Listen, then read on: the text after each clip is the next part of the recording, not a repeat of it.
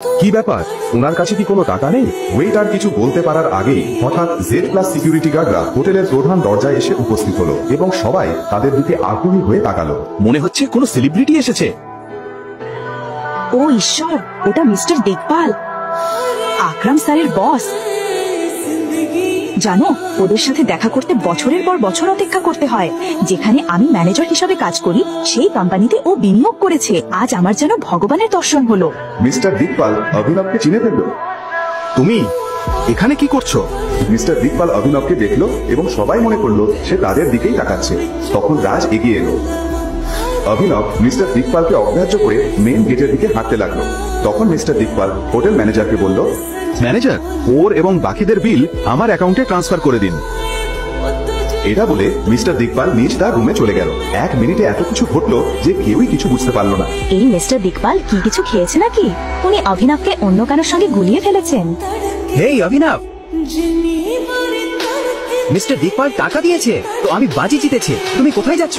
আর সেই যুক্তি অনুযায়ী অনন্যা এখন আমার। আর আজ রাতটা দেখো। রাজ, ফোনটা দাও আমাকে। তখন রাজ অভিনবকে বক্সিং এর বদলা নেওয়ার জন্য বলল, কোন বড় সুপারস্টারের কল এটা? বারবার বাজছে, ফোনটা রিসিভ করে দেখা যাক। দেখ, তোর সব রাগ আমার উপরে দেখা, কিন্তু ফোনটা ধরিস না। রাজ এটা চ্যালেঞ্জ হিসাবে নিয়ে ফোনটা ধরল।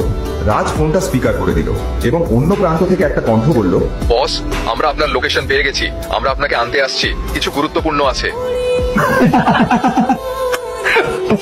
এটা নিশ্চয়ই কোনো রিক্সা চালক বা কেব চালকের ফোন। নিজেকে বস মনে করছে। আনান্নাও এটা মজার মনে করছিল, কিন্তু এরপর এমন কিছু ঘটলো যা সবাইকে নীরব করে দিল। আরে, ওটা তো কোটি টাকার হেলিকপ্টার। অভিনবের ট্যাক্সি কোথায়? এরপর অভিনব ফোনে কিছু বলল আর হেলিকপ্টারটা উড়ে গেল সেখান থেকে। ঠিক সেই সময় একটা ট্যাক্সি এসে অভিনবের সামনে দাঁড়ালো। আহার ঘুরে ইঁদুর বেরোলো। জানতাম ও এত দামি হেলিকপ্টারে চড়বে।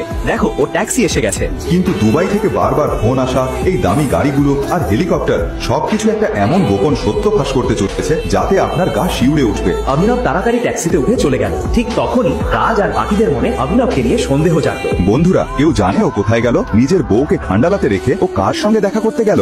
The person you have called is currently busy on another call. তুমি এমন সাহস করলে আপনার?